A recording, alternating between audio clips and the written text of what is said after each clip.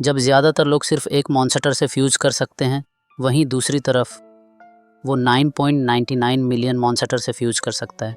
उसका पहला फ्यूजन कोई मामूली चीज़ नहीं थी, वो था लेजेंडरी एम्परर डीमन डिमोला, जिसके अंदर रॉयल ब्लड लाइन दौड़ रही थी। इतनी पावरफुल अवेकनिंग के बावजूद भी सब उसे बस एक बेकार और नाकाम इंसान मानते रहे, सिर्फ इसलिए क्योंकि इस दुनिया का एवेल्यूएशन सिस्टम इतना प्रिमिटिव था कि वो उसकी इमेंस पोटेंशियल को मेजर कर ही नहीं पाया। और यही से इस मानवा की कहानी शुरू होती है, उसी पल से जब उसकी कॉन्शियसनेस इस नई दुनिया में कदम रखती है और वो अचानक आंखें खोल देता है। अभी भी वो अपने आसपास की सिचुएशन को समझने की कोशिश कर ही रहा था कि तभी एक अजीब सी मैसेज उसके माइंड में पॉप हुई, जिससे उसे पता चला कि इस दुनिया का नाम है ब्लू स्टार, एक ऐसी जगह जहां मार्शल ताकत का बोलबाला है, एक ऐसी दुनिया जहां रहस्यमयी बॉटल्स के ज़रिए बार बार मॉन्स्टर्स और बीस्ट्स इन्वेड करते रहते हैं।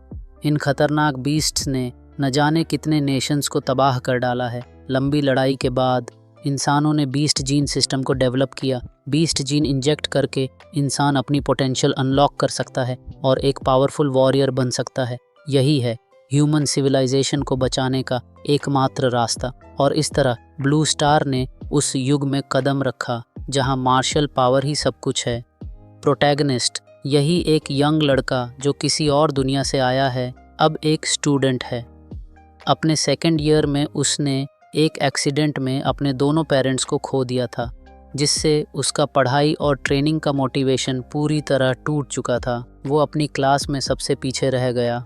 जब वो सोच ही रहा था कि अब क्या करना है, तभी टीचर कॉन्फिडेंट अंदाज में पोडियम पर आया और बोला, ऑल राइट एवरीवन, रेडी हो, हम जीन मॉडिफिकेशन इंजेक्शन शुरू करने वाले हैं।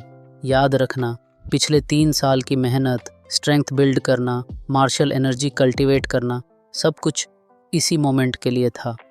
फिर टीचर ने एक टेढ़ी नज़र डाली और कहा, और जो लोग अब तक सीरियस नहीं थे, यही ने मन ही मन सोचा, ये क्या मजाक है, मैंने तो मेहनत की है, फिर मुझे गिल्टी क्यों फील करना चाहिए। लेकिन अब जब मैंने ओरिजिनल ओनर की जिम्मेदारियां संभाल ली हैं, तो उसकी गड़बड़ भी मुझे ही ठीक करनी होगी। इसके बाद टीचर पूरी क्लास को जीन इंजेक्शन हॉल की तरफ ले गया, जहां एक टेबल पर कई मेटल बॉक्सेस रखे थे, जिनमें जीन अवेकनिंग सीरम्स थे, जिनमें सारे मॉन्स्टर्स का रॉ जेनेटिक डेटा मौजूद था। इंजेक्शन के बाद इनमें से कोई एक मॉन्स्टर जीन एक्टिवेट हो जाता है। आमतौर पर जितना स्ट्रॉन्ग फिजिक होगा, उतना ही स्ट्रॉन्ग मॉन्स्टर जीन अवेकन होगा। फिर टीचर ने सॉफ्टली रिमाइंड किया, नर्वस मत होना, इंजेक्शन के बाद काम रहना और पावर को एक्सेप्ट करना। जब मैं तुम्हारा नाम बुलाऊं, आकर अपना सीरम ले लेना। चिंग फेई, मियू, यूना, एक एक करके क्लास के स्टूडेंट्स ने इंजेक्शंस लेने शुरू कर दिए। इंजेक्शन के बाद उनकी स्किन से भाप निकलने लगी और इंटेंस पेन की वजह से सब चीख उठे। वो थोड़ी देर के लिए रुका, लेकिन फिर जल्दी से अपनी आंखें बंद की और नीडल अपने शरीर में चुभो दी। लेकिन काफ़ी देर इंतज़ार करने के बाद भी जैसा कि उसने सोचा था, वैसा कोई दर्द महसूस नहीं हुआ, कोई चेंज ही नहीं हुआ। टीचर ने जब ये नोटिस किया तो थोड़ा कंफ्यूज्ड होकर बोला, यही लगता है, तुम्हारे अंदर कोई रिएक्शन ही नहीं हो रहा। यही ने कंधे उचका के हल्की सी मुस्कान दी। टीचर, क्या मुझे कोई फेक सीरम मिल गया है या क्या? उसी वक्त वोंग तोंग तोंग, जो पहले ही अवेकन हो चुकी थी, स्मग एक्सप्रेशन के साथ पास आई और हंसते हुए बोली, देखो ज़रा, लगता है इसके अंदर तो अवेकनिंग हुई ही नहीं। एक ऐसा वॉरियर जो अवेकन ही ना हो, वो तो बिना पंखों वाला परिंदा है। अब तुम्हारा गेम खत्म हो गया समझो। वैसे तुम्हारे लिए सही भी है ना, वॉरियर बनने की झंझट छोड़ो, सीधा घर जाओ और मौत का इंतज़ार करो। वोंग तोंग तोंग अक्सर कमज़ोर लोगों को बुली करती थी, और यही कि थोड़ी टिमिड नेचर को देखकर वो उसे टाइम टाइम पर परेशान करती रहती थी। यही जवाब देने ही वाला था कि तभी उसे अचानक अपने दिल की धड़कन तेज होती महसूस हुई। उसी पल एक सिस्टम इंटरफेस उसके माइंड में पॉप हुआ।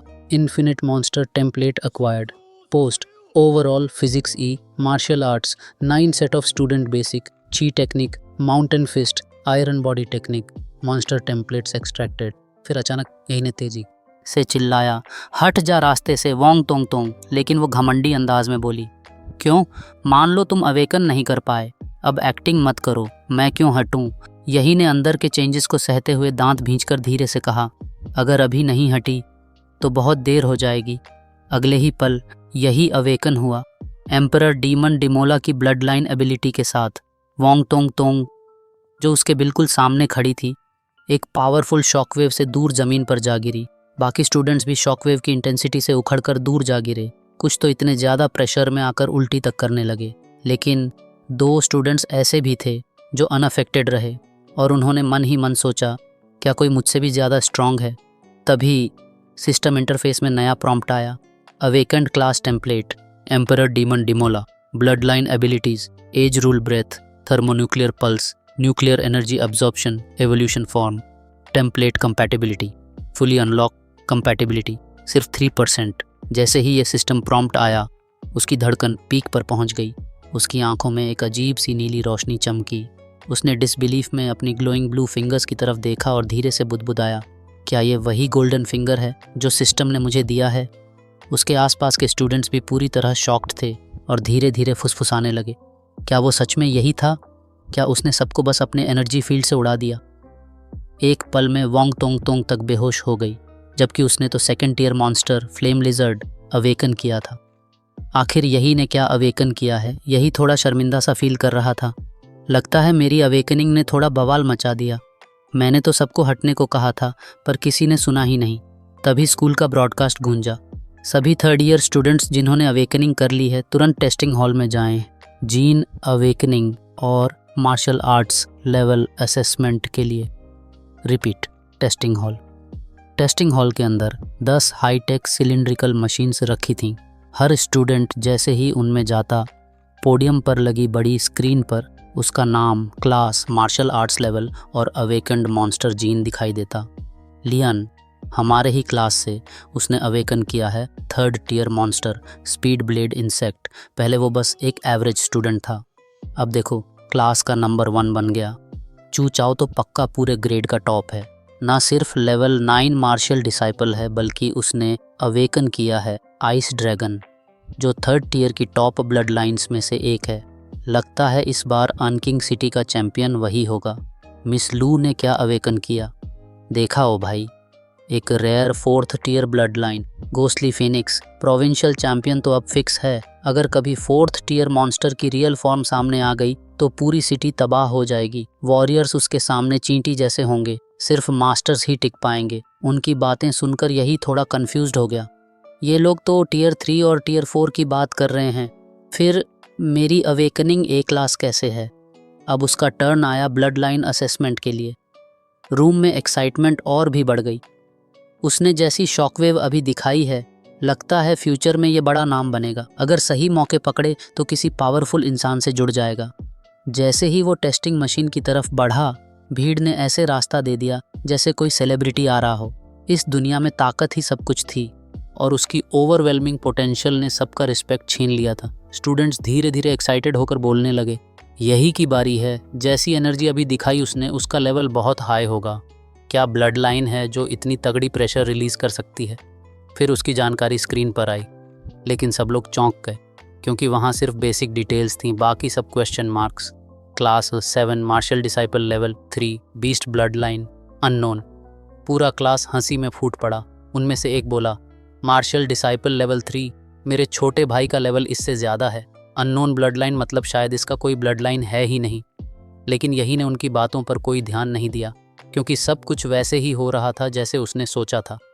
एम्परर डीमन डिमोला की ब्लड लाइन डिटेक्ट नहीं हुई, लेकिन सिस्टम ने जो दिखाया वो था इन्फिनिट मॉन्स्टर टेम्पलेट एक्टिव।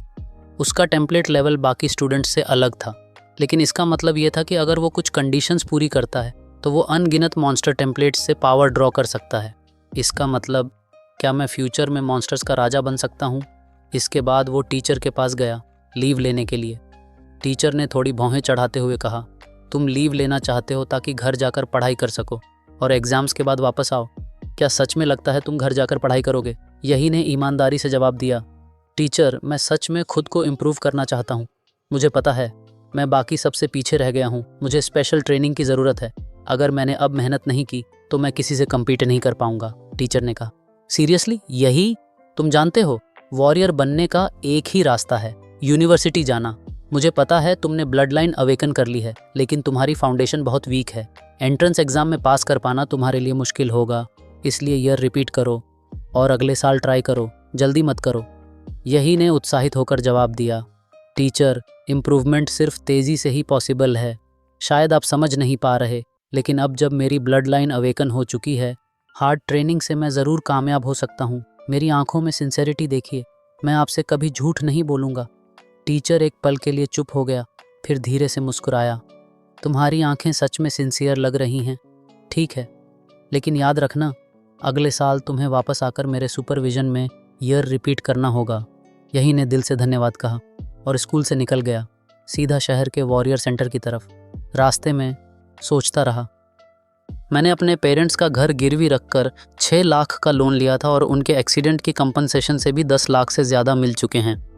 अब उसके पास एक सॉलिड स्टार्टिंग फंड है। स्ट्रेंथ बढ़ाने के 2 रास्ते थे, पहला वॉरियर रैंक इंप्रूव करना और दूसरा एपरर डीमन डिमोला के टेम्पलेट की कंपैटिबिलिटी बढ़ाना। इन्फिनिट मॉन्स्टर टेम्पलेट की जानकारी के हिसाब से हर टेम्पलेट सिर्फ एक कंपैटिबिलिटी पॉइंट से शुरू होता है, लेकिन एपरर डीमन डिमोला के पास 3 पॉइंट्स थे, तो बाकी 2 पॉइंट्स कहाँ से आए? जवाब सिर्फ एक, चीन स्वीकिंग सीरम की पावर अब्जॉर्ब करने से एम्पायर डेमन डिमोला टेम्पलेट को 2 एक्स्ट्रा कंपैटिबिलिटी पॉइंट्स मिले थे। यानी इस दुनिया में चीन साइंटिफिक सीरम से टेम्पलेट एबिलिटीज़ को एनहांस किया जा सकता है, और लॉन्ग वॉरियर ट्रेनिंग की तुलना में ये शॉर्टकट उसके लिए कहीं ज़्यादा इफ़ेक्टिव था। अब उसे जल्द से जल्द सीरम खरीदना था ताकि जेनेटिक पावर बूस्ट की जा सके। स्टूडेंट आईडी स्वाइप करते ही वो वॉरियर सेंटर के अंदर गया। एपरर डीमन डिमोला टेम्पलेट लोड होते ही उसमें एक स्पेशल परसेप्शन एबिलिटी एक्टिवेट हो गई थी, लाइफ मैग्नेटिज्म, जिससे वो वॉरियर्स की ब्लड लाइंस में बहती वाइटल एनर्जी और अंदर से आती बीस्ट की दहाड़ को साफ साफ महसूस कर सकता था, जैसे उनके अंदर कोई फर्नेस जल रही हो। ये इंटेंस लाइफ सिग्नल देखकर उसका दिल तेज़ धड़कने लगा, लेकिन ये डर नहीं था, ये था कनकर करने की चाह। आखिरकार एपरर डीमन डिमोला अपने वर्ल्ड के सभी मॉन्स्टर्स का राजा था।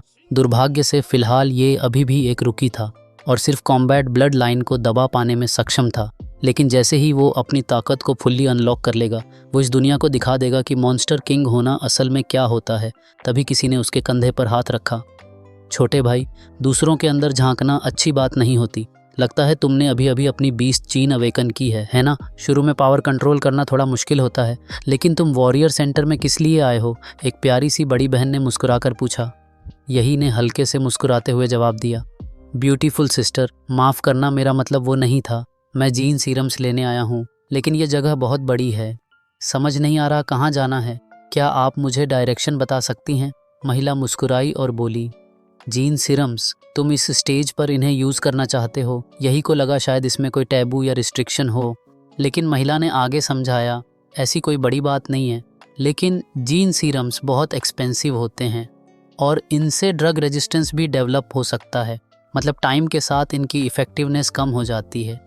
तो वॉरियर्स इसे यूजुअली तब यूज़ करते हैं जब उनकी ब्लड लाइंस अपने पीक पर पहुंच चुकी होती है, ताकि फुल फ़ायदा मिल सके। फिर भी यही ने पूछा, एक जीन सीरम की कॉस्ट कितनी है? महिला ने जवाब दिया, तुम्हारे लेवल पर सिर्फ basic consolidation type serum use कर सकते हो, जिसकी कॉस्ट है करीब 4 लाख। यही चौंक गया, इतना महंगा? मेरी टोटल सेविंग से तो मैं मुश्किल से 5 सीरम्स ले पाऊँगा। इसलिए उसने फ़ौरन पूछा, क्या आप किसी को जानती हैं जो मुझे डिस्काउंट दिलवा सके? महिला ने उसे एक बिज़नेस कार्ड दिया। हंग हेली तुल, लेवल 4 मार्शल आर्टिस्ट, और मुस्कुराते हुए बोली, ये लो, मेरा कार्ड रखो। एक एक्सपीरियंस्ड वॉरियर की रिकमेंडेशन से शायद तुम्हें डिस्काउंट मिल जाए। यही ने शुक्रिया अदा किया और फिर रास्ता पकड़ लिया।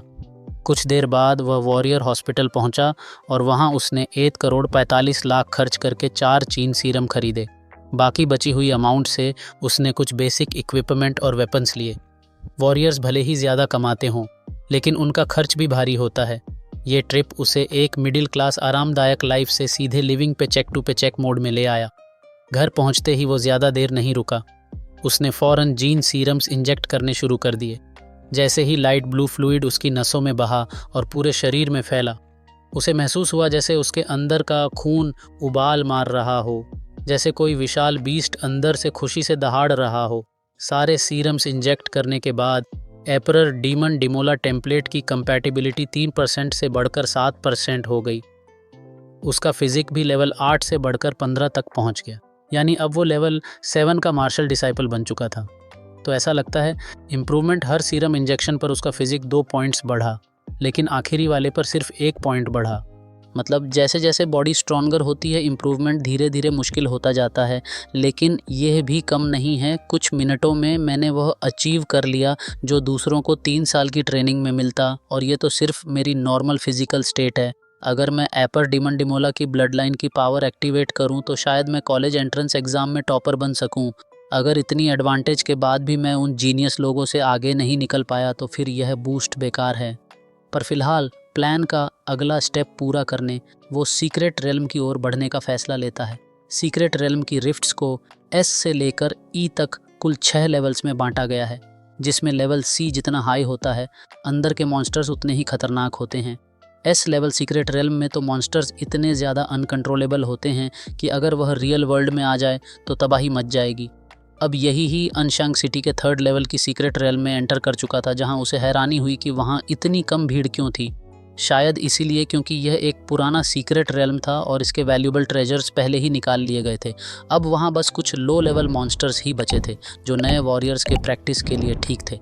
फिर एंट्री गेट पर एक डेथ कॉन्ट्रैक्ट साइन करने के बाद उसे सीक्रेट रेल्म का एंट्री टिकट मिला। जल्द ही वह रिफ्ट के पास पहुंचा। 10 मीटर ऊंची और 5 मीटर चौड़ी वो रिफ्ट एक नीले ग्रे रंग की लिक्विड जैसी सब्सटेंस दिख रही थी, जिसमें चमचमाते सफ़ेद कण झिलमिला रहे थे।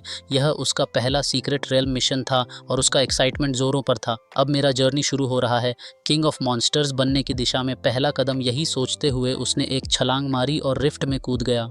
जैसे ही वह सेफली लैंड हुआ उसने ऊपर आसमान की ओर देखा और एक अविश्वसनीय नज़ारा देखा।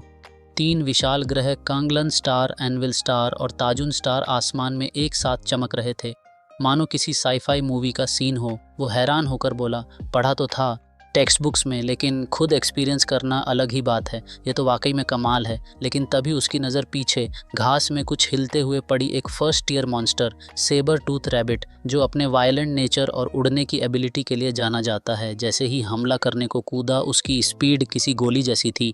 उसका इरादा सीधा यही कि गर्दन पर झपट्टा मारने का था, लेकिन एपर डीमन डिमोला की सेंसरी एबिलिटीज़ की वजह से यही को पहले ही उसकी मूवमेंट का एहसास हो गया, तो उसने फुर्ती से पहले डॉज किया, फिर उसी की मोमेंटम का यूज़ करके खरगोश का सिर पकड़ लिया और पॉप की आवाज़ के साथ क्रश कर दिया।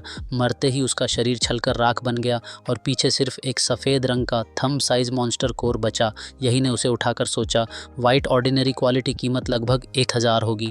बुरा नहीं, कुछ मिनट में 1000 कमा लिए। जहां आम आदमी महीना भर काम करके चींचूर 1000 कमाता है, वहीं मैंने चंद मिनट में यह कर लिया।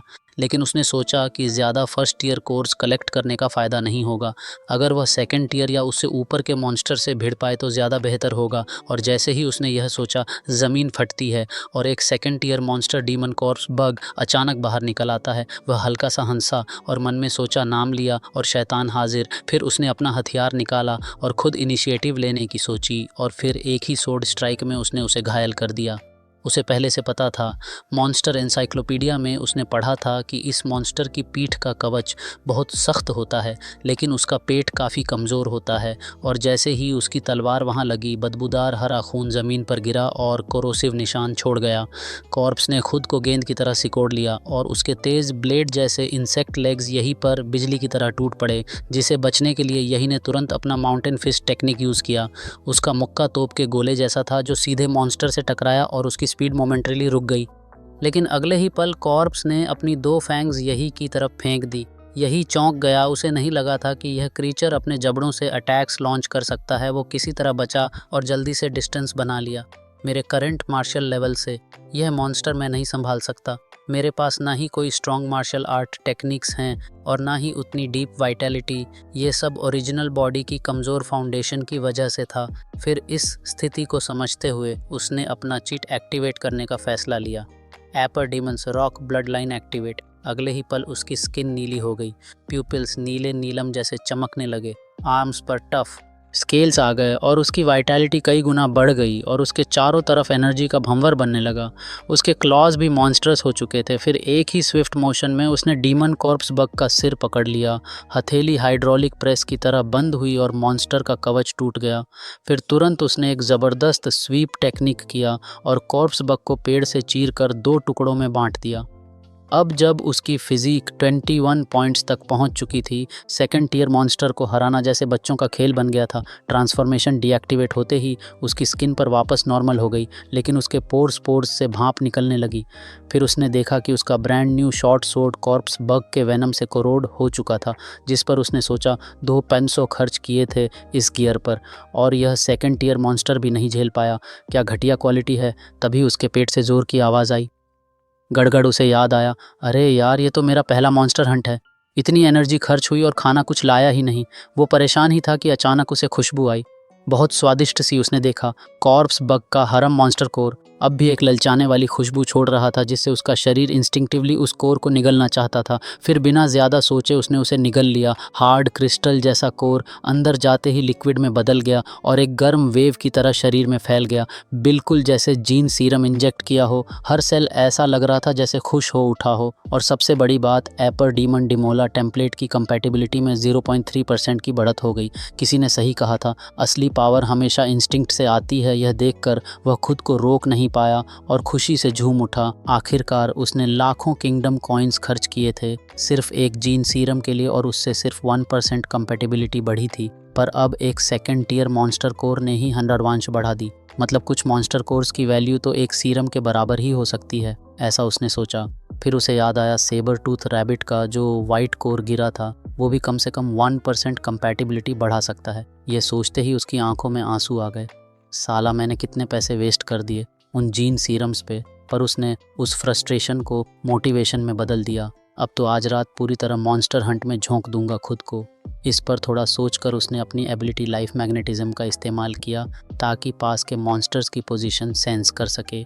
अगले दिन दोपहर वो अनशंग सिटी के तीसरे सीक्रेट रेल्म से बाहर निकला, एक बोरी में मॉन्स्टर कोर्स भरे हुए। चलते चलते उसने मन में सोचा, अब जब ओवरऑल फिजिक 15.8 और कंपैटिबिलिटी 9% तक पहुंच चुकी है, जिसे अब वाइट मॉन्स्टर कोर्स से उसे फ़ायदा नहीं हो रहा था, तो वह बाकी कोर्स को बेचने का सोचता है। इसलिए वह सीधा ट्रेडिंग पोस्ट पहुंचा और अपने पास के 20 वाइट कोर्स और 4 ग्रीन कोर्स टेबल पर रख दिए, जिन्हें देख क्लर्क ने उसे घूरते हुए कहा, भाई, एक हाई स्कूल स्टूडेंट ने इतने सारे मॉन्स्टर कोर्स कैसे जमा कर लिए।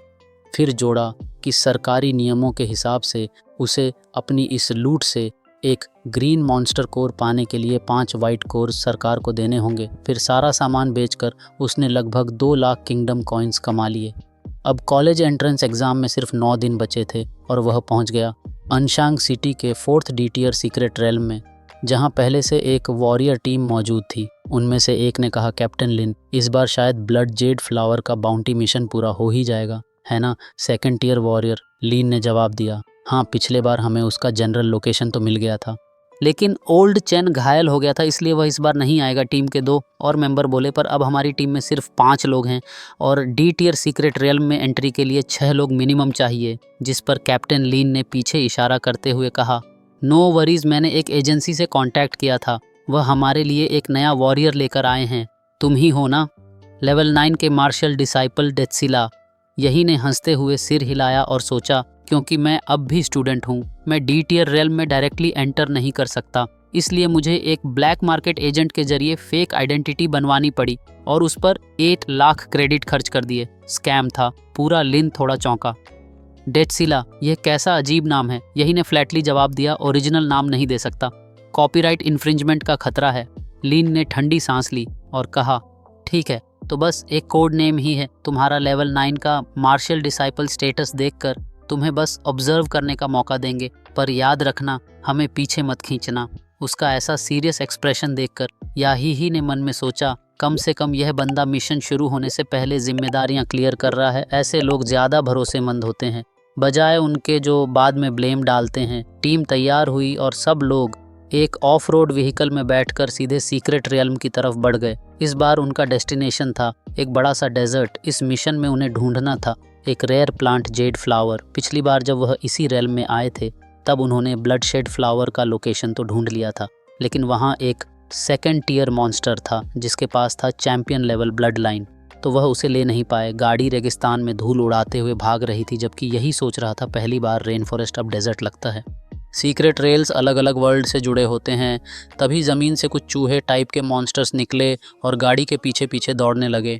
टीम का मेंबर हुड जो काफ़ी कम बोलता था, उसने तुरंत कुछ क्रिस्टल आयरन डार्ट्स फेंके। हर डार्ट सीधा टारगेट के सिर में लगा और उसमें भरी मार्शल एनर्जी ने मॉन्स्टर्स का काम तमाम कर दिया।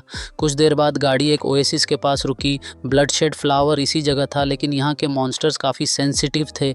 इंजन की आवाज़ भी उन्हें अलर्ट कर सकती थी, इसलिए सब ने तय किया कि अब से पैदल चलना होगा।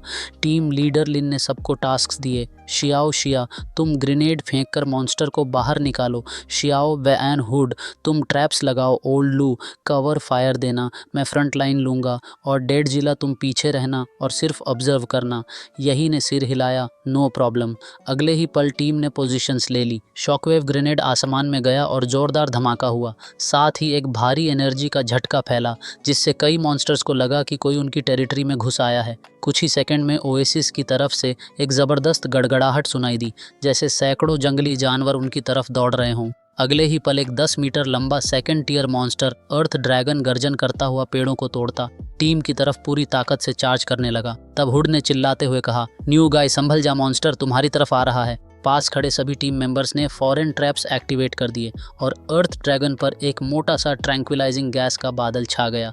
यह खास गैस स्पेशली मॉन्स्टर्स के लिए बनी थी, इतनी ताकतवर कि एक वेल को भी कुछ बूंदों में सुला दे। लिन जो पहले से तैयार खड़ा था, उछलते हुए अपनी टन भारी एलो स्वॉर्ड लेकर हवा में गया। उसका वार इतना तेज था कि हवा को चीरते हुए सीधे एक ही झटके में अर्थ ड्रैगन का सिर काट दिया। चारों तरफ खून का फव्वारा छूटने लगा। टीम को लगा कि अर्थ ड्रैगन का काम तमाम हो गया है और वे लोग आगे ब्लडशेड फ्रूट की तलाश में बढ़ने ही वाले थे कि तभी अर्थ ड्रैगन अचानक से उठा और अपनी भारी पंजे से लिन पर हमला कर दिया। लेकिन सौभाग्य से यही सतर्क था। उसने फौरन अपनी माउंटेन फिश टेक्निक का पूरा दम लगाया और एक जोरदार पंच में अर्थ ड्रैगन को पूरी तरह ख़त्म कर दिया, जिसे देख पूरी टीम हैरान थी। यही जो सिर्फ एक फर्स्ट ईयर मार्शल आर्टिस्ट था, उसने कैसे इस खतरनाक सेकेंड ईयर मॉन्स्टर को हरा दिया। अब किसी को भी वह कमज़ोर या बोझ नहीं लग रहा था, बल्कि सबने उसे एक भरोसेमंद टीममेट मान लिया। अर्थ ड्रैगन के मरते ही ओएसिस साफ हो गया और टीम सीधे उस लीक के सेंटर तक पहुंच गई जहां ब्लडशेड फ्रूट मौजूद था। यह रेयर आइटम सिर्फ बहुत लो चांस पर ही पैदा होता है और कहा जाता है कि यह वॉरियर के शरीर को क्लेंस करता है और उसकी फिजिकल पोटेंशियल को काफ़ी हद तक बढ़ा सकता है। इसीलिए इसकी बहुत डिमांड होती है, लेकिन मार्केट में यह बहुत रेयरली ही दिखाई देता है। इसे पाने की खुशी में लिन जैसे ही सेलिब्रेट करने वाला था, तभी टीम का ही एक मेंबर हुड अचानक से धोखा देता है। उसके पेट में पॉइजन डैगर घोंपकर इसे बाकी टीम मेंबर्स हैरान रह गए। ये क्या कर रहे हो? ओ, हुडलिन ने ज़ोर से चिल्लाते हुए एक बार किया। हुड, तू कर क्या रहा है? जबकि हुड फुर्ती से पीछे हट गया और वार से बच निकला। इसी दौरान एक गंजा और ख़तरनाक दिखने वाला आदमी सामने आया और हंसते हुए बोला, क्या चल रहा है? साफ दिख रहा है, यह तो एक जैकपॉट है। यही चौंक गया टीम को। पहले से इस बंदे के बारे में पता था। शू वह गुस्से से चिल्लाया, हुआपा, यह वही है जो सीक्रेट रेल्म्स में वॉरियर्स को लूटता है और अब इसने हमें टारगेट कर लिया है। लिन अपने खून से लथपथ पेट को थामते हुए हुड और हुआपेंग की तरफ गुस्से और दर्द में गड़गड़ाया। इस ब्लेड में जहर है हुड, तू गद्दार निकला। तुझे ये सब पता कैसे चला? मेरे खुद के टीममेट्स को भी ब्लडशेड फ्लावर के बारे में तभी पता चला जब हम सीक्रेट रेल्म में घुसे थे। इस पर यही ने एकदम शांत लहजे में कहा। थ्रोइंग डार्ट्स, तूने उन पर सारी जानकारी छोड़ दी थी ना? हुड हंसते हुए बोला, समझदार निकला तू डेडजिला। लेकिन तू अब भी सिर्फ एक स्टूडेंट है ना, एग्ज़ाम्स आने वाले हैं, फिर भी तू इन लुटेरों के साथ घूम रहा है। यही ने गर्दन घुमाई, एक ठंडी सी मुस्कान के साथ बोला, हाँ, एग्ज़ाम्स तो आ ही रहे हैं और मेरे लिए टॉप स्पॉट पहले से तैयार है। हुड यही कि इन बातों से भड़क गया और गुस्से में एक डार्ट उसकी तरफ फेंका, लेकिन यही ने उसे हवा में ही पकड़ लिया और मुस्कुराकर बोला, इतना भौंक क्यों रहा है टकले? अब तो कचरा साफ करने का टाइम आ गया है। और फिर उसने वो डार्ट एक हाथ से क्रश कर दिया, जिसे देख हुआ पेंग की तरफ देखा और कहा, इस लड़के में हिम्मत तो है हुड, इसका सिर मुझे ला कर दो। अगले ही पल हुड ने बिना समय गंवाए डार्ट्स की बरसात कर दी, लेकिन यही बस ठंडी मुस्कान के साथ पीछे हटा और सभी डार्ट्स को अपनी ऑरा का इस्तेमाल करते हुए तोड़ लिया। उसकी आंखों में बैटल इंटेंट जंगल की आग जैसा भड़क रहा था। इस बीच हुड ने एक मौका देखा। हवा में घूमते हुए उसके बूट से एक ब्लेड निकला और उसका लंबा पैर एक्स की तरह यही को आधा काटने के लिए झपटा, लेकिन यही ने तुरंत डॉज किया और अपनी उंगली को माथे पर रखते ही उसकी उंगली पर नीली एनर्जी इकट्ठा हुई और उसने एटॉमिक ब्रेथ रिलीज किया। एक नीली किरण सीधे हुड के दिल को चीरती हुई निकल गई और हुड का शरीर जमीन पर गिरा। इसे देख पूरी टीम सन्न रह गई। एक पल को सब भूल गए कि लड़ाई चल रही थी, जबकि हुआ पेंग गुस्से और हैरानी में बोला, तू है कौन? कौन सी पावरफुल फैमिली से है जो जीन टेक्निक्स यूज़ कर रहा है? यही ने एक ठंडी मुस्कान के साथ जवाब दिया, मैं हूँ एम्पेरर डीमन डेमोनारा की फैमिली से। अब बता दया कि भीख मांगनी है। हुआ पेंग यही से उठती इंटेंस किलिंग इंटेंट को महसूस करते ही समझ गया अब मामला हाथ से निकल गया है। इसलिए उसने अपनी second tier warrior blood line को एक्टिवेट किया। उसका शरीर कई गुना बड़ा हो गया, एक भयानक छोटे विशालकाय जैसा दिखने लगा। उसकी बॉडी से निकलती खून की लहरें और बेहद भारी दबाव पूरे माहौल को झकझोर रहे थे। अब वह पूरी तरह एक बीस्ट लाइक मॉन्स्टर बन चुका था। फिर हुआ पेंग एक टैंक की तरह यही की तरफ दौड़ा। उसके पीछे हवा की ज़बरदस्त कड़कड़ाहट थी। एक सेकंड के अंदर ही यही नीचे झुक गया और साइड में एक फ्लिप मारकर उसके हमले से बच निकला। उसी पल उसकी उंगलियां फिर से चमकी और एक नीली पार्टिकल बीम सीधे हुआ पेंग के कमज़ोर टखने की तरफ चली, जो लगते ही हुआ पेंग दर्द से चीखा। फिर भी उसने दोनों हाथों को जोड़कर उन्हें जोर से यहीं पर दे मारा, लेकिन यही की चपलता ने फिर से उसे बचा लिया। यही ने मन में सोचा, सेकंड टियर वॉरियर वाकई में अलग ही लेवल पर होते हैं। एटॉमिक ब्रेथ भी इसके एंकल बोन्स नहीं पिघला सका। अब हुआ पेंग ने अपने हाथों को हल्क स्मैश की तरह इस्तेमाल करते हुए यही को कुचलने की कोशिश की, लेकिन वह उसे बचा और अचानक उसके पीछे प्रकट हुआ। फिर उसके घूंसे, जिनमें न्यूक्लियर रेडिएशन भरी थी, एक के बाद एक हुआ पेंग की बॉडी पर बरसने लगे। हर पंच उसके शरीर में घातक न्यूक्लियर मैजिक भरता गया। हालांकि हुआ पेंग का सेकंड टियर बॉडी और ब्लड लाइन बहुत कुछ झेल सकता था, पर इतने लगातार न्यूक्लियर हमलों को वह ज़्यादा देर तक बर्दाश्त नहीं कर सका। कुछ ही देर में उसके अंदरूनी अंग खून में बदलने लगे। हुआ पेंग दर्द से तड़पता हुआ यही को घूरते हुए चिल्लाया, तू जहरीली गैस जीन टेक्निक्स का यूज़ कर रहा है। तुम्हारे जैसे ईविल मार्शल आर्टिस्ट को एक दिन सज़ा ज़रूर मिलेगी। यही ने उसकी इन बातों को नज़रअंदाज किया और एक ठंडी हंसी के साथ अपनी मुट्ठी उठाई। मुझे कोसने वालों की लिस्ट बहुत लंबी होने वाली है, पर तू क्या ही मायने रखता है। और फिर उसने उसकी कहानी का अंत कर दिया। 9 दिन पलक झपकते बीत गए और आज था एनसीटी का सबसे बड़ा दिन, नेशनल कॉलेज एंट्रेंस एग्ज़ाम्स का दिन। पूरा देश लाइव ब्रॉडकास्ट पर ट्यून था।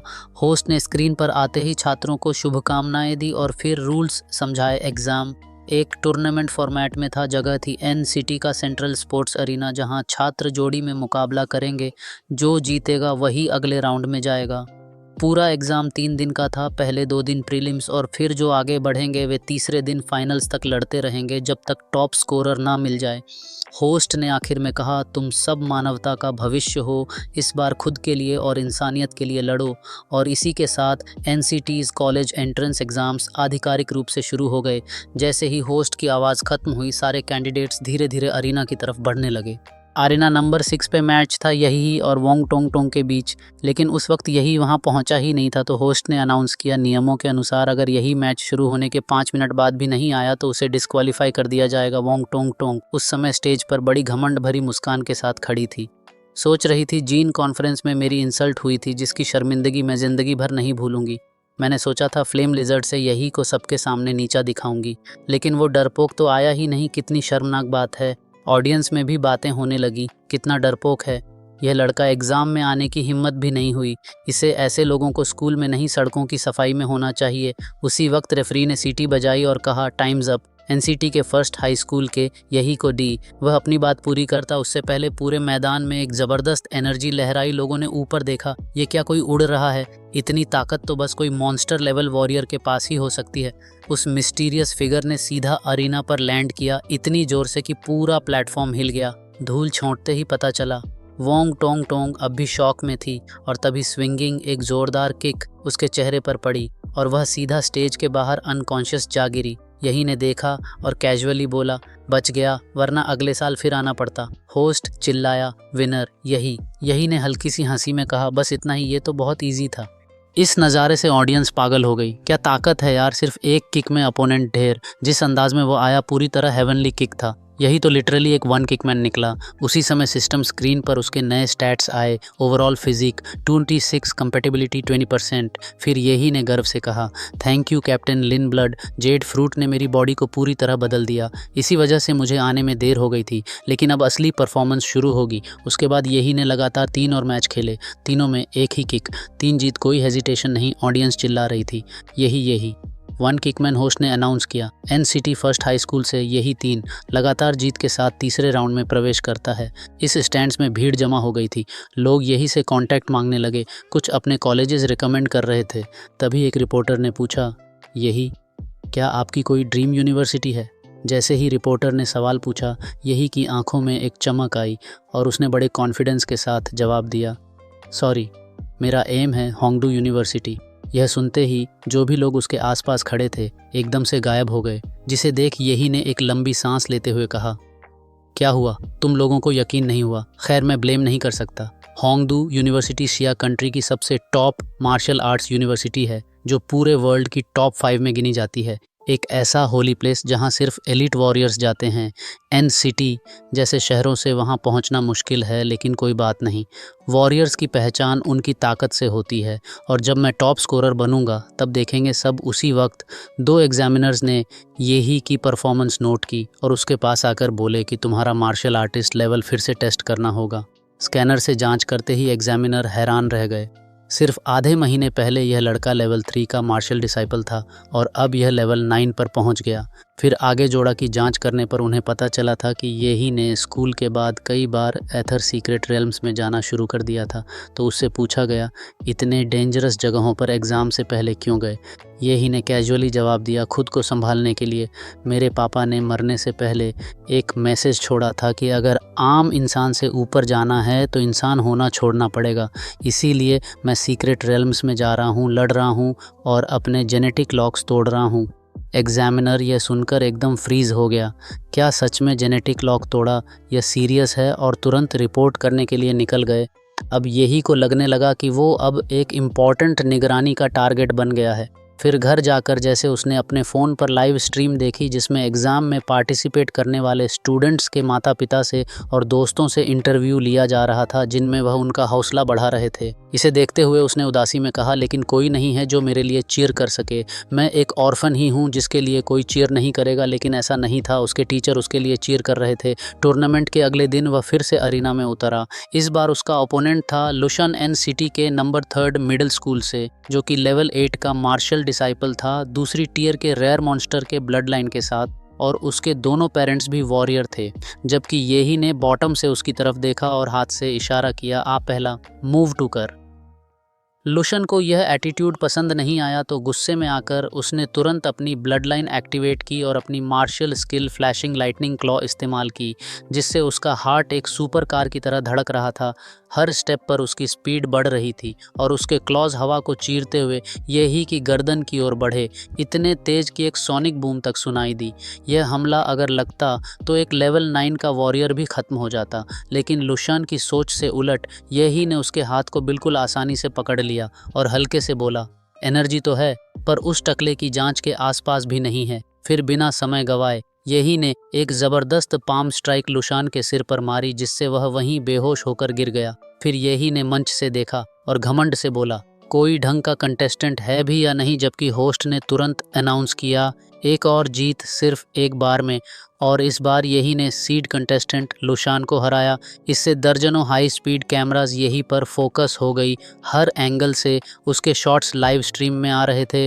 पूरा ब्रॉडकास्ट बज़ कर रहा था। व्यूअर्स कमेंट से भर गए थे। लुशान तो इतना खतरनाक लग रहा था और एक पल में ज़मीन पर पड़ा है। यही की स्ट्रेंथ बाकी कैंडिडेट से कहीं ऊपर है। मार्शल आर्ट्स से भरे इस ज़माने में यही की ओवरवेलमिंग पावर ने हर देखने वाले के अंदर जोश भर दिया। चूजाओ जो दूर से मैच देख रहा था कि उसने देखा कि लुशान को मेडिक्स उठाकर ले जा रहे हैं, उसकी आंखों में तेज़ डिटर्मिनेशन आ गया। उसने इंस्टिंक्टिवली अपनी मुट्ठियां भींच ली और बोला, जैसा मैंने सोचा था, तू ही है जिसे मैं फॉलो कर रहा हूँ।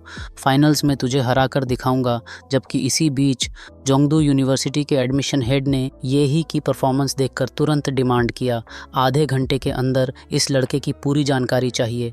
यही का मैच खत्म होते ही दूसरे ग्रुप का क्वालिफायर मैच शुरू हो चुका था। यह मैच और भी ज़्यादा इंटेंस था क्योंकि इस बार दोनों कॉम्पिटिटर्स थीं टॉप टियर ब्यूटीज़, जिनकी सोशल मीडिया पर मासिव फॉलोइंग थी। इनमें से एक थी काई श्वालिंग सिटी, सेकंड हाई से छोटे कद वाली लेकिन सुपर अट्रैक्टिव पर्सनालिटी। उसके लॉन्ग गोल्डन पिगटेल्स हवा में लहराए और उसने अपनी ओपोनेंट लू चिंगजू को एक टीजिंग नज़रों से देखा और बोली, तुम्हारे जैसे एक्सप्रेशनलेस रोबोट्स मुझे बिल्कुल पसंद नहीं। लेकिन लू चिंगजू ने कोई जवाब नहीं दिया, बस हल्की सी झुककर नमस्ते किया।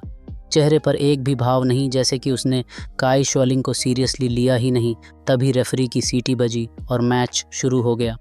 काई शुआलिंग मार्शल डिसाइपल के लेवल 9 की ऑरा के साथ एकदम सामने आ गई और एक ज़बरदस्त किक लू चिंगजू की गर्दन की तरफ मारी। उसके इरादे साफ थे, उसे ज़मीन पर गिराना, लेकिन लू चिंगजू फिर भी हिली तक नहीं।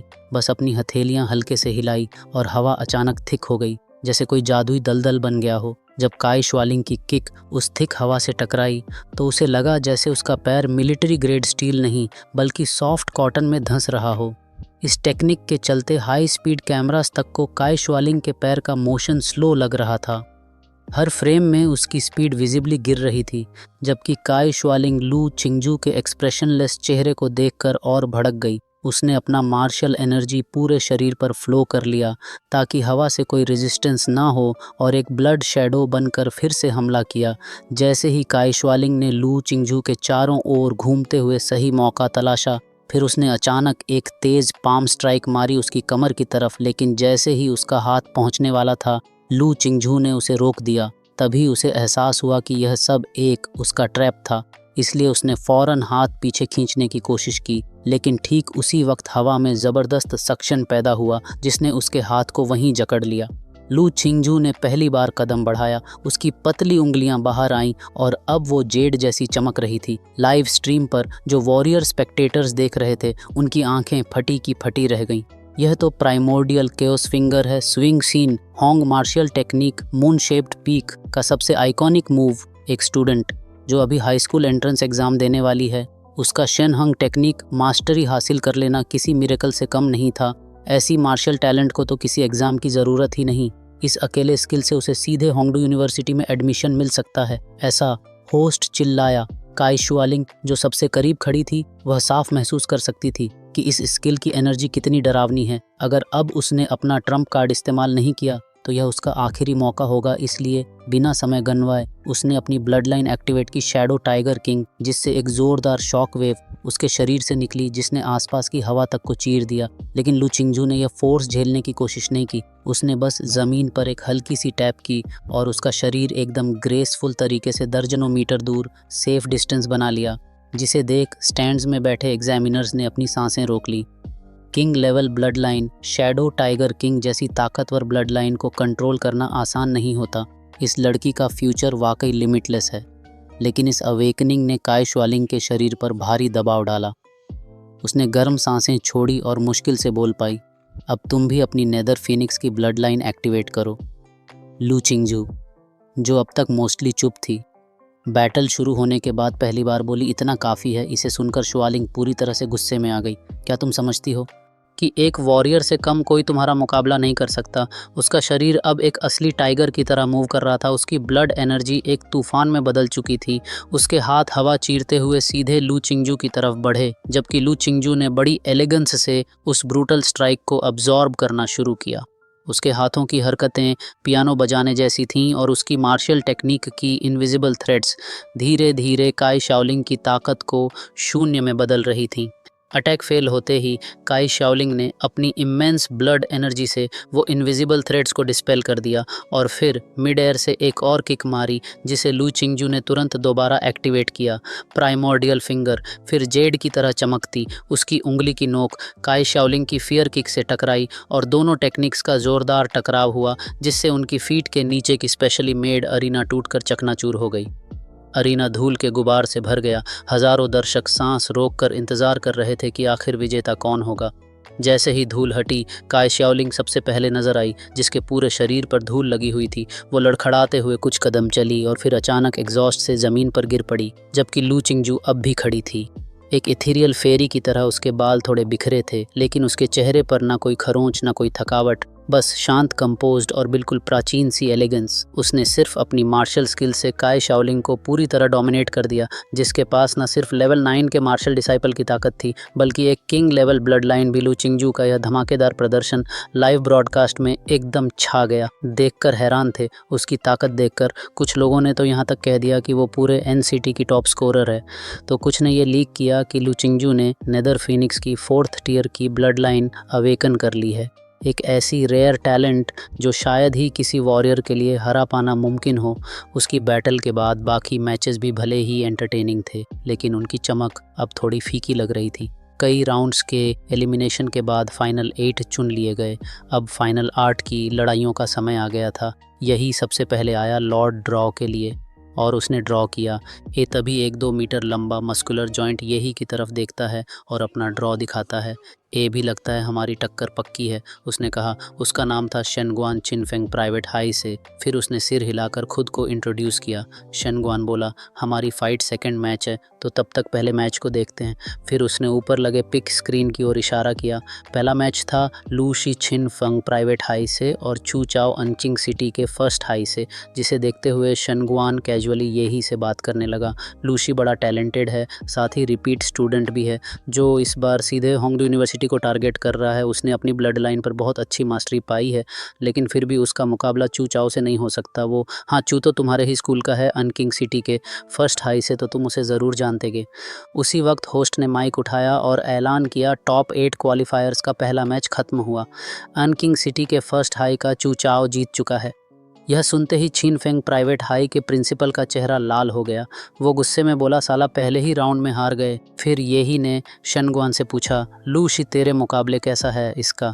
शेनगुआन ने हल्की मुस्कान के साथ जवाब दिया, मैं मार्शल आर्ट्स प्रेसिडेंट हूँ, अपने स्कूल का लेवल 3 का वॉरियर। फिर कॉन्फिडेंट अंदाज में बोला, मेरे दोनों टीममेट्स मिलकर भी मुझसे नहीं जीत सकते।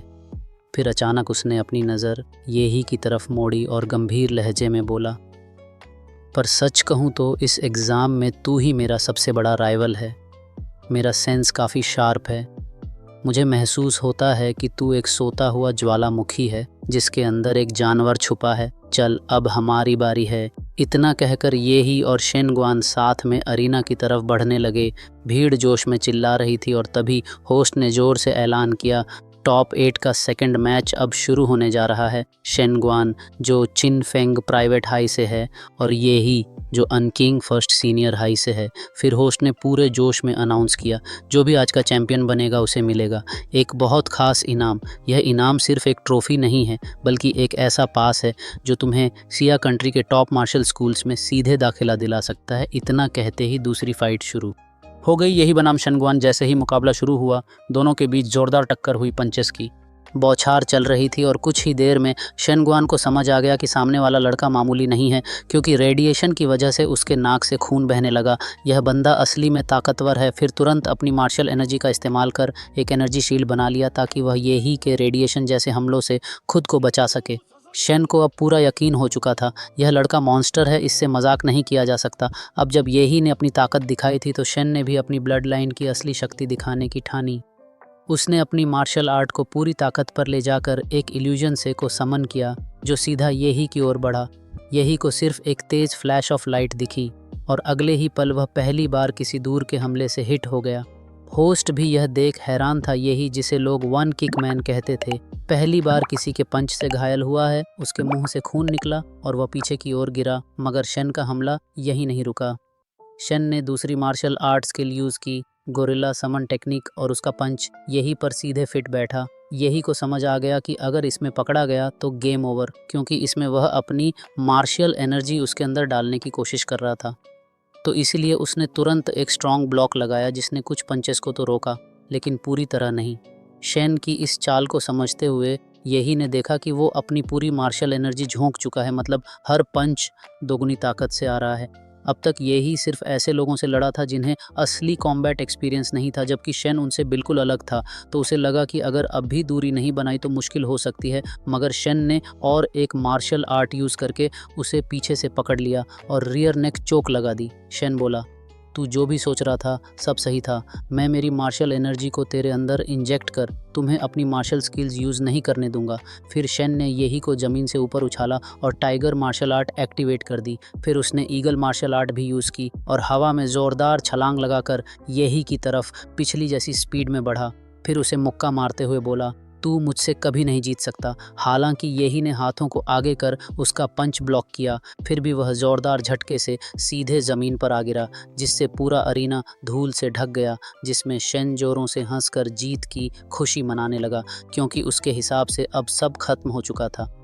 डॉक्टर्स तक स्टेज पर दौड़ने लगे। उन्हें लगा कि अब तो यही हार चुका है और इस फाइट का विनर तो शन ही होगा। लेकिन तभी धुएं के बीच से हमारा हीरो फिर से एंट्री लेता है। उसका अंदाज बेहद तगड़ा और अचानक था। जैसे ही वह सामने आया, शन ने एक खतरनाक ऑरा को महसूस किया जो किसी भी आम इंसान के लिए डरावना था। यही भी खुद हैरान था क्योंकि शन की ताकत ने उसे पहली बार एरिना में ब्लड लाइन अवेकनिंग को एक्टिवेट करने के लिए मजबूर किया था। तो उसने खुद माना कि तुम पहले इंसान हो जिसने मेरा इवॉल्व्ड फॉर्म देखा है। यह देख होस्ट चौंक गया और बोला कि शन ने एक मैजिकल बीस्ट की इनकारनेशन कर ली है। यह किसी भी मार्शल आर्टिस्ट के लिए अल्टीमेट टैलेंट माना जाता है और जिसने ये कर दिखाया है उसे तो होंगडू यूनिवर्सिटी में बिना एग्ज़ाम के एंट्री मिल सकती है। मुझे यकीन नहीं हो रहा। अनकिंग जैसे छोटे इलाके से लू चिंगजू के साथ एक और जीनियस सामने आया है, जबकि इस बीच शेनगुआन के चेहरे से डर के मारे पसीना छूट रहा था। इतनी भयानक एनर्जी, यह इंसान है या राक्षस? तो दूसरी तरफ मॉनिटर रूम में जिसने भी स्टूडेंट की ताकत को जांचने के लिए स्पेशल हेडसेट लगाए थे और जैसे ही येही के आंकड़े सामने आते हैं सबके होश उड़ जाते हैं। येही का न्यूक्लियर रेडिएशन लेवल 9999 इन्फिनिटी। तो एग्जामिनर्स यह रेडिएशन लीक ना हो इसलिए एक स्पेशल प्रोटेक्शन बैरियर एक्टिवेट कर देते हैं, जबकि इससे अनजान दर्शक हैरान और खुश दोनों थे क्योंकि हमारे हीरो ने अभी अभी एक नई और ताकतवर ब्लड लाइन अवेकन की थी। लेकिन तभी शन की नाक से फिर से खून बहने लगता है जिससे उसे यह समझ आ जाता है कि उसकी मार्शल आर्ट्स अब यही के बराबर नहीं रही। फिर भी वह हार नहीं मानता। वह अपनी मार्शल आर्ट को एक बार फिर एक्टिवेट करता है, इस बार और भी ज़्यादा ताकत के साथ। उसका आखिरी मकसद येही को हराकर मार्शल आर्ट स्कूल में दाखिला पाना था, इसलिए वह पूरे जोश में आगे बढ़ता है और यही भी एटॉमिक फिस्ट तैयार करता है जो शन की मार्शल आर्ट को ब्लॉक कर सके। जैसे ही वह करीब आता है वह सीधा शन की ओर फेंक देता है। कुछ मिनट बाद जब सीन क्लियर होता है तो दिखता है कि शन का हाथ लगभग तबाह हो चुका है। अब वह लड़ाई जारी नहीं रख सकता, लेकिन दूसरी ओर यही बिल्कुल सामने खड़ा है और उसकी प्रेजेंस किसी किंग से कम नहीं लगती। वो कहता है, शन तुम अब तक के सबसे बेहतरीन फाइटर हो, लेकिन अफसोस तुम भी इस लड़ाई का अंजाम नहीं बदल पाओगे। इसे देखते हुए होस्ट ने कमेंट किया। आज की दूसरी टॉप 8 की फाइट में एक और धमाका हुआ है। इस फाइट में एक third order king level blood line सामने आया और उसके सामने था एक अनजान magical beast type blood line जो कि बहुत ही रेयर लगता है। वहीं शन खुद सोचने लगा, यही का ब्लड लाइन अवेकन होने के बाद उसकी ताकत अब लगभग इंडिस्ट्रक्टिबल हो चुकी है। मैं अब अपनी मार्शल एनर्जी को दबा भी नहीं पा रहा, लेकिन अब पीछे हटने का सवाल ही नहीं, अब तो सिर्फ आगे बढ़ना है। पर तभी हमारा हीरो यही कहता है, भटक मत, लड़ाई अभी खत्म नहीं हुई। फिर यही आगे बढ़ता है और शन पर तेज और लगातार हमले शुरू कर देता है, लेकिन शन हर एक अटैक को ब्लॉक करता है और यही को थोड़ा पीछे धकेलने के लिए उसका हाथ पकड़ लेता है। अब उसने पकड़ तो लिया लेकिन उसे गिरा नहीं पाया, तो वह उसके पीछे जाकर एक पुरानी टेक्निक का यूज़ करता है, हिस्टोरिकल एलिफेंट्स फुट। ज़मीन पे ऐसा ज़ोरदार स्टेप मारता है कि पूरी एरिया डैमेज हो जाती है। शन फिर थोड़ा पीछे हट जाता है, लेकिन जितना डैमेज उसने सोचा था यही पर उसका कोई असर ही नहीं हुआ। यही बस खड़ा था शांत और स्थिर, जैसे उसने कुछ महसूस ही ना किया हो। अब बारी थी यही कि वह अपना पैर ज़मीन से निकालता है और पूरी स्पीड से शन की ओर बढ़ता है, हाथ में फुल पावर लेकर। लेकिन इससे पहले कि वह हमला करता, शन अचानक घुटनों पर गिर जाता है। इसे यही चौंक जाता है, जबकि शन कहता है, मैं सच में हैरान हूँ, तेरी ताकत से मैं अब और नहीं लड़ सकता। ऐसा कह वह लड़ाई छोड़ने का ऐलान कर देता है। इसे यही को गुस्सा आ जाता है, इतने टाइम बाद कोई सही ओपोनेंट मिला था, अब जब मैं असली ताकत दिखाना चाहता हूँ तो तू हार मान रहा है। वो पूरी तरह डिस्करेज्ड हो जाता है, यहाँ तक कि उसकी ट्रांसफॉर्मेशन भी ख़त्म हो जाती है। लेकिन नियम के अनुसार अगर एक फाइटर सरेंडर कर देता है तो दूसरा उस पर अटैक नहीं कर सकता। इसका मतलब था यही ने फिर से एक और जीत अपने नाम कर ली थी और एक बार फिर यही की जीत दर्ज हो गई, एक और तूफ़ानी मुकाबले के साथ, जिससे पूरा स्टेडियम एक बार फिर गूंज उठा। लोगों की आवाज़ें सिर्फ एक नाम पुकार रही थीं, यही। उसकी जीत सोशल मीडिया पर भी छा गई, मीम्स की बाढ़ आ गई। एक मीम में शेनगुआन को मैच से पहले एक कॉन्फिडेंट वॉरियर दिखाया गया, फिर वही शेनगुआन मैच के बाद घुटनों पर गिरा हुआ, थका हुआ और हार मानते हुए सॉरी ब्रो ऐसा दिखाया गया। इस बीच यही के लिए फ़ैन क्लब्स बनने लगे जिनमें उसके हर मूव, हर जीत, हर फाइट को फॉलो किया जा रहा था। कुछ लोग तो अपने क्लब्स को इतना बड़ा बना रहे थे कि यही को लेजेंड बना दें। लेकिन शेनगुआन का कोच गुस्से से फट पड़ा। उसने शन की ओर इशारा कर कहा, तू हार मान गया, मैंने तुझ पर इतना पैसा खर्च किया, अब तू कॉलेज में भी नहीं जाएगा। लेकिन शेनगुआन ने शांत होकर कहा, मैं वह पंच झेल ही नहीं सकता था, हार मानना बेहतर था, वरना मेरा शरीर जवाब दे देता। ये ही एक मॉन्स्टर है, एक फ्यूचर वॉरियर। लेकिन आपकी एकेडमी ने मुझ पर जो उदारता दिखाई है, जिसके लिए मैं आपको धीरे धीरे करके रीपे कर दूंगा, लेकिन आप मुझे धमकी नहीं दे सकते। मैं एक वॉरियर हूँ जो आपसे ताकतवर हूँ। उसके इन आखिरी शब्दों को सुनते ही कोच के डर के मारे पसीने छूट जाते हैं। और वह ठीक है कह देता है। थोड़े वक्त बाद बाकी मैचेस भी हुए और 4 टॉप विनर्स का नाम फाइनल हुआ। सबसे ऊपर नाम था येही का। इसे उसके स्कूल के प्रिंसिपल बहुत खुश थे, तो उन्होंने येही के टीचर को प्रमोट कर दिया, जिसे वह बहुत खुश हुए। ड्रॉ फिर से शुरू हुआ। येही ने हाथ डालकर एक बॉल निकाली, फिर से ए, और सामने वाले कंटेंडर ने भी ए निकाला। अब मुकाबला तय हो गया। येही बनाम लू चिंगजू फैन क्लब्स में फिर से जोश भर गया। सब बोल रहे थे इस बार तो सीधा कॉलेज की सीट पक्की, लेकिन कुछ लोगों ने चेताया लू चिंगजू कोई मामूली नहीं है, वो मार्शल आर्ट्स की गॉडेस है। जबकि येही को शेनगुआन को हराने के लिए अपनी ब्लड लाइन ज़बरदस्ती एक्टिवेट करनी पड़ी थी। शायद येही को भी इस बार काफ़ी तकलीफ़ उठानी पड़े। येही ने अपना गॉडजिला मोड एक्टिवेट कर दिया था, लेकिन लोग कहने लगे कि लू चिंगजू एक लेवल 4 ब्लड लाइन जीनियस है और ऐसे लोगों से जीतना आसान नहीं होता। अब सबकी नज़रें सिर्फ एक चीज़ पर थीं, क्या यही इस फाइट में भी जीत हासिल करेगा या उसे पहली बार हार का सामना करना पड़ेगा। अब वापसी करते हैं सेमीफाइनल की उस तगड़ी फाइट पर। पूरा स्टेडियम खचाखच भरा हुआ था। बीच में खड़े थे हमारे दोनों फाइटर्स, येही एंड लू चिंगजू। आमने सामने उन दोनों के बीच में खड़ा था जज, जो यह डिसाइड करने वाला था कि कौन पहले अटैक करेगा। थोड़ी बातचीत और माहौल बनाने के बाद जज ने हाथ नीचे किया। फाइट स्टार्ट जैसे ही फाइट शुरू होती है, यही बिना वक्त गंवाए अपनी वेपर टेक्निक यूज़ करता है, जिससे चारों तरफ धुआं और मिस्ट फैल जाती है, जिससे पूरे अरीना में एक रहस्यमयी माहौल बन जाता है। दूसरी तरफ लू इन स्मोक्स को हटाने की कोशिश करती है। शायद वह उन्हें क्लियर करके अपने सामने देखने की कोशिश कर रही थी, लेकिन तभी वह एक भयानक और विशाल ऑरा को महसूस करती है जो येही से आ रही थी। यह चीज़ उसे भी डरा देती है, जैसे पहले शेनगुआन डर गया था येही की ताकत देखकर इसी मोमेंट।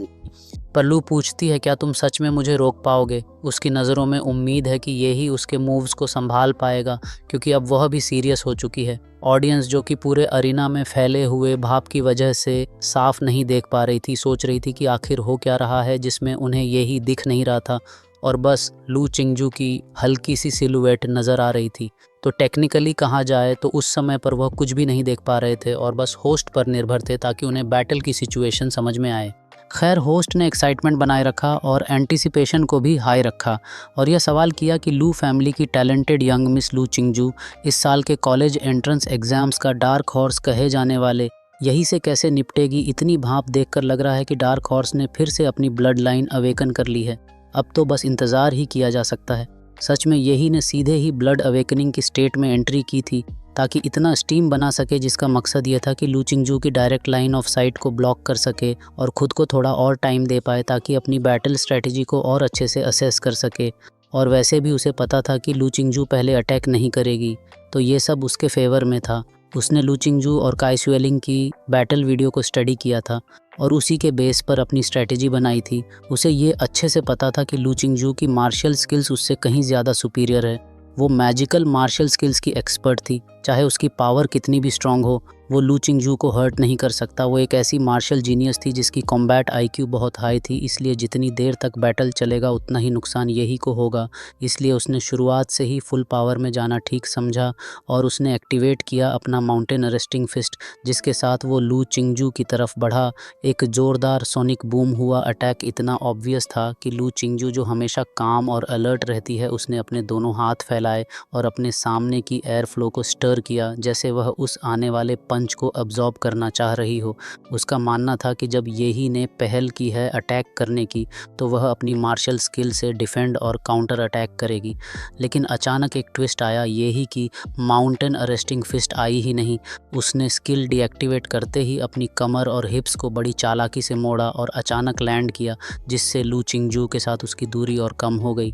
फिर उसने अपनी मार्शल एनर्जी से डीमोरा की एक मोटी टेल बनाई और उसे एक स्टील विप की तरह फ्लेक्सिबल घुमाकर लू चिंगजू के लोअर बॉडी पर मारा। यह क्या हुआ है? इसने तो मुझे धोखा दे दिया। अपने बचपन से लेकर अब तक की फाइट्स में लू चिंगजू ने कभी ऐसा अपोनेंट नहीं देखा था जिसने साफ साफ पंच मारने की तैयारी दिखाई हो, लेकिन अचानक मूव बदलकर पुन से हमला किया हो। अब लू चिंगजू का रिदम बिगड़ चुका था, इसलिए उसने कुछ बैक फ्लिप्स लगाए ताकि यहीं से थोड़ा डिस्टेंस बना सके। लेकिन यही इतनी बढ़िया अपॉर्चुनिटी को यूं ही वेस्ट नहीं करने वाला था। जब उसका अपोनेंट क्लियरली अपना रिदम खो चुकी थी, उसने अपनी स्ट्रॉन्ग फिजिक का फ़ायदा उठाते हुए तेज़ी और ताकत से हमला करना शुरू कर दिया ताकि वह अपर हैंड पा सके। जैसे ही लू चिंगजू ने खुद को बैलेंस करने की कोशिश की, यही अचानक उसके सामने आ गया। उधर लाइव ब्रॉडकास्ट में व्यूअर्स देख रहे थे कि कैसे लू चिंगजू को कनिंग यही ने धोखा दे दिया और वह तुरंत ही डिसएडवांटेज में आ गई। कुछ लोग यही को अनएथिकल कहकर भला बुरा कहने लगे, लेकिन कई लोग ऐसे भी थे जो उसकी चालाकी को सपोर्ट कर रहे थे। आखिर वॉरियर्स की फाइट में सब कुछ जायज़ होता है, यह तो बैटल फील्ड है। खैर, यही का हमला बहुत ज़्यादा तेज़ और लगातार था। लू चिंगजू को एस्केप करने का कोई मौका ही नहीं मिल रहा था। उस पर स्किल्स और अटैक्स की बारिश हो रही थी, जैसे आसमान से मीटियर शावर गिर रहा हो। किसी पॉइंट पर लू चिंगजू ने अपनी मार्शल एनर्जी का इस्तेमाल करके यही को थोड़ा सा पीछे धकेला और कुछ पल के लिए उसकी पकड़ से निकल पाई। कम से कम उसे यही लगा, लेकिन तभी यही ने अपना दाहिना हाथ बीस्ट फॉर्म में बदल लिया, घातक क्लॉज के साथ, और ऐसा लग रहा था कि लू चिंगजू इतनी आसानी से बचने वाली नहीं थी। यही के काले और अटूट क्लॉज में मार्शल एनर्जी भर दी गई थी और वो क्लॉज हवा को चीरते हुए उसकी ओर बढ़े। शुक्र है कि लू चिंगजू को इसका आभास हो गया। उसने हवा में बड़ी फुर्ती से एक हॉरिजॉन्टल फ्लिप मारा और वक्त रहते उस मार्शल एनर्जी से भरे हुए क्लॉज के स्वीपिंग हमले से बच गई। जैसे ही वह ग्रेसफुली लैंड हुई, क्लॉज उसके पीछे जाकर एक्सप्लोड हो गए और फिर उसका प्यारा क्लासमेट यही फिर से उस पर टूट पड़ा। उसे कोई भी मौका नहीं दे रहा था। आराम का दोनों एक बार फिर वहीं पहुंच गए थे जहां से शुरू हुए थे। यही लगातार ऑफेंसिव पर था, अटैक पर अटैक कर रहा था और लू चिंगजू पूरी तरह डिफेंस में थी। एक के बाद एक वेव्स को ब्लॉक कर दी जा रही थी। इसी पल उसने सोचा कि आखिर यह लड़का इतने हाई इंटेंसिटी अटैक्स के बाद भी थक क्यों नहीं रहा। क्या उसके पास ज़बरदस्त फिजिकल स्ट्रेंथ और स्टैमिना है। अब बात ये थी कि लू चिंगजू ने दो mysterious royal martial arts techniques master कर रखी थी। एक थी लू फैमिली की defensive secret art floating shadow और दूसरी थी ऑन फेंसिव जेड फिंगर। अगर वह इनमें से कोई भी टेक्निक यूज़ कर पाती तो वह यही के इस ऑनन स्लॉट से निकल सकती थी। लेकिन ऐसा लग रहा था कि यही को इस बात की जानकारी थी और वह उसे कोई मौका ही नहीं दे रहा था इन टेक्निक्स को एक्टिवेट करने का।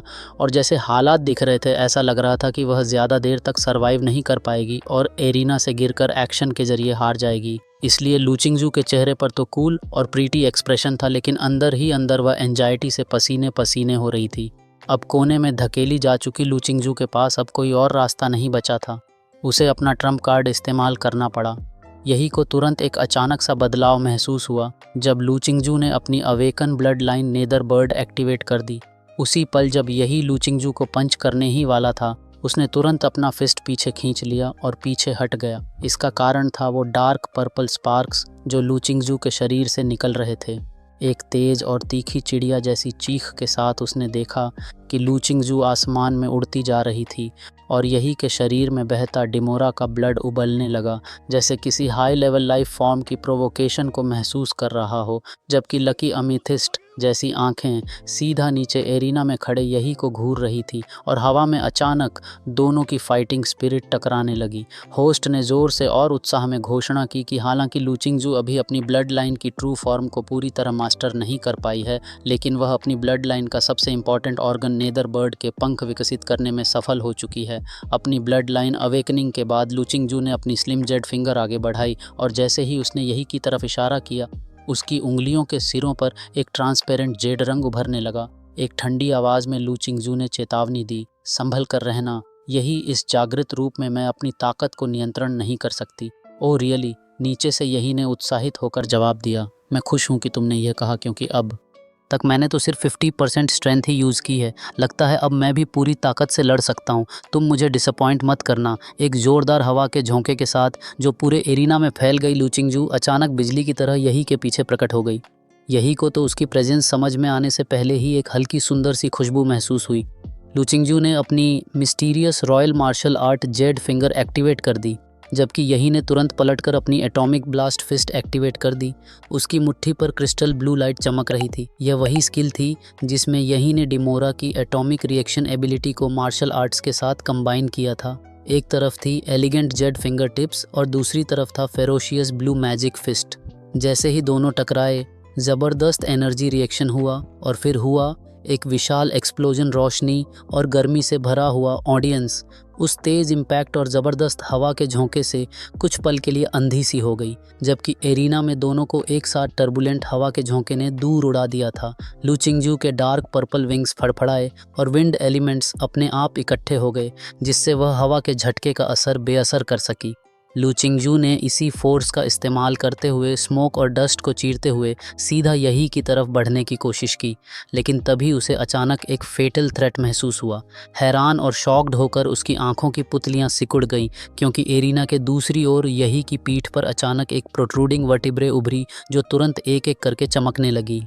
एक टैसलिंग सीक्वेंस में पहले की तरह यह न्यूक्लियर रेडिएशन अनकंट्रोल्ड होकर चारों तरफ फैल नहीं रही थी, बल्कि यह एनर्जी पूरी तरह कंट्रोल्ड थी और तेज़ी से यही के मुंह में इकट्ठा हो रही थी, जिसे देख लू चिंगजू एक पल के लिए पूरी तरह फ्रीज हो गई। जैसे ही उसने वो विशाल एनर्जी फ्लक्चुएशन महसूस की जो सीधा उसी की ओर टारगेटेड थी, यह बहुत बुरा था। और बात को और भी बिगाड़ने वाली बात यह थी कि इस आने वाले अटैक को पूरी तरह डज करना नामुमकिन था, और ऐसा लग रहा था कि यही के चारों ओर का रेडिएशन इतना ज़्यादा था कि उसके पास जाना भी मुमकिन नहीं था। स्टेडियम के एयर स्पेस को छोड़ना भी ऑप्शन नहीं था, क्योंकि वह एरिना से बाहर जाना माना जाता। ऑडियंस ये सोच रही थी कि आखिर हो क्या रहा है। तभी होस्ट ने उत्साह में अनाउंस किया कि लगता है यही का मैजिकल बीस्ट फॉर्म अब एनर्जी गैदर कर रहा है, और उसके पीछे की प्रोट्रूडिंग स्पाइन ही वह जगह लग रही थी जहां से यह भयानक स्टर्ड पावर जनरेट होकर उसके मुंह की तरफ ट्रांसमिट हो रही है। यही की पीठ पर मौजूद सभी वर्टिब्रे आखिरकार एक साथ नीली रोशनी में चमक उठे और उसके खुले हुए मुंह से ब्लू एटॉमिक लाइट निकल रही थी। एक ब्रेथ ऑफ डिस्ट्रक्शन उसके गले में बन रही थी। यह असीमित न्यूक्लियर एनर्जी बीएम डेमोरास एटॉमिक ब्रेथ थी, और फिर एक डजिलिंग ब्लू पार्टिकल बीम यही के मुंह से बाहर निकली, एक खौफनाक न्यूक्लियर एनर्जी की लहर जिसने देखते ही देखते उसकी अपोनेंट लू चिंगजू को पूरी तरह अपनी चपेट में ले लिया। हालांकि वह पहले से ही उस न्यूक्लियर अटैक की फेटल थ्रेट को महसूस कर रही थी, फिर भी लू चिंगजू ने उसे पूरी तरह झेलने का फैसला किया, या यूं कहें कि उसने एनर्जी का ज़्यादातर हिस्सा खुद से दूर धकेलने की कोशिश की। इसीलिए उसने बिना हिचक अपने विंग्स को मोड़ा, खुद को कसकर लपेटा और अपनी लेटेंट एबिलिटी अवेकनिंग को एक्टिवेट कर दिया। अचानक नेदरबर्ड की ब्लड पावर उस जीवन मरण के पल में लू चिंगजू द्वारा उत्तेजित हो गई। असंख्य डार्क पर्पल फेदर्स क्रिस्टल की तरह चमकने और रोशनी को रिफ्लेक्ट करने लगे। यह था एंड एपिसोड खत्म होता है यहीं पर। अगर आपको इसका नेक्स्ट पार्ट चाहिए तो कमेंट सेक्शन को तोड़ डालो और लाइक करना मत भूलना। चैनल को सब्सक्राइब भी कर दो, क्योंकि यू आर वॉचिंग मैन हुआ की जर्नी।